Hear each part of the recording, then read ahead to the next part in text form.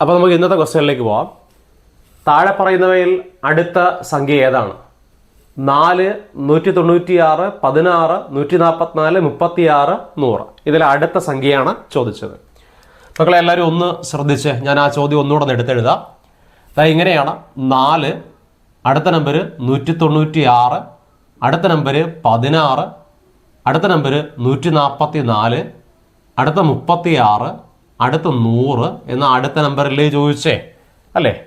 നിങ്ങളത് ഇങ്ങനെ പറയണം. ഓരോ സംഖ്യയുടെയും പ്രത്യേകത എന്ന് പറയുമ്പോൾ ഇങ്ങനെ പറയണം. ഈ 4 കാണുമ്പോൾ നിങ്ങൾ പറയണം 4 എന്ന് പറഞ്ഞാൽ 2ൻ്റെ സ്ക്വയറാണ്. ഓക്കെയാണ്, 4 2ൻ്റെ സ്ക്വയറാണ്. അത് കഴിഞ്ഞിട്ടുള്ള 196 അവിടെ നിൽക്കട്ടെ. ഈ 16 കാണുമ്പോൾ നിങ്ങളത് ഇങ്ങനെ പറയണം 16 എന്ന് പറഞ്ഞാൽ 4ൻ്റെ സ്ക്വയറാണ്. എന്നാൽ അടുത്ത നമ്പർ അവിടെ നിൽക്കട്ടെ. 36 കാണുമ്പോൾ നിങ്ങൾ പറയണം 36 എന്ന് പറഞ്ഞാൽ 6ൻ്റെ സ്ക്വയറാണ്. ഓക്കെയാണേ, അതങ്ങനെ പറയാം. എന്നാൽ ഒരു കാര്യം നിങ്ങൾക്ക് മനസ്സിലായി, ഒന്നോടെ വിട്ട് ഇത് 2ൻ്റെ സ്ക്വയർ, ഇത് 4ൻ്റെ സ്ക്വയർ, ഇത് 6ൻ്റെ സ്ക്വയർ.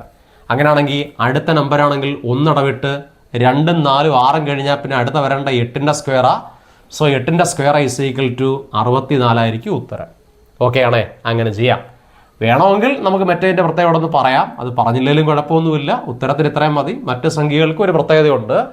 196 എന്ന് പറഞ്ഞാൽ 14ൻ്റെ സ്ക്വയറാ, 144 എന്ന് പറഞ്ഞാൽ 12ൻ്റെ സ്ക്വയറാ, 100 എന്ന് പറഞ്ഞാൽ 10ൻ്റെ സ്ക്വയറാ. അന്നേരം 14ൻ്റെയും 12ൻ്റെയും 10ൻ്റെയും കഴിഞ്ഞാൽ ഇനി ഒരു നമ്പർ ഉണ്ടായിരുന്നെങ്കിൽ അതും 8ൻ്റെ സ്ക്വയർ ആയിരിക്കും. അത് 2 കുറച്ച് പോവും, അതും 64 ആയിരിക്കും. നമുക്കത് വേണ്ട, നമുക്ക് ഇത്രയും മതി. 2ൻ്റെ സ്ക്വയർ 4 ഒന്നിടെ വിട്ട് 2ൻ്റെ സ്ക്വയർ 4ൻ്റെ സ്ക്വയർ 6ൻ്റെ സ്ക്വയർ കഴിഞ്ഞാൽ അടുത്ത 8ൻ്റെ സ്ക്വയർ. സോ 8ൻ്റെ സ്ക്വയർ എന്ന് പറഞ്ഞാൽ 64 ആണ്. ഓപ്ഷൻ സി 64 ആയിരിക്കും ഈ കണക്കിൻ്റെ ഉത്തരം. ക്ലിയർ?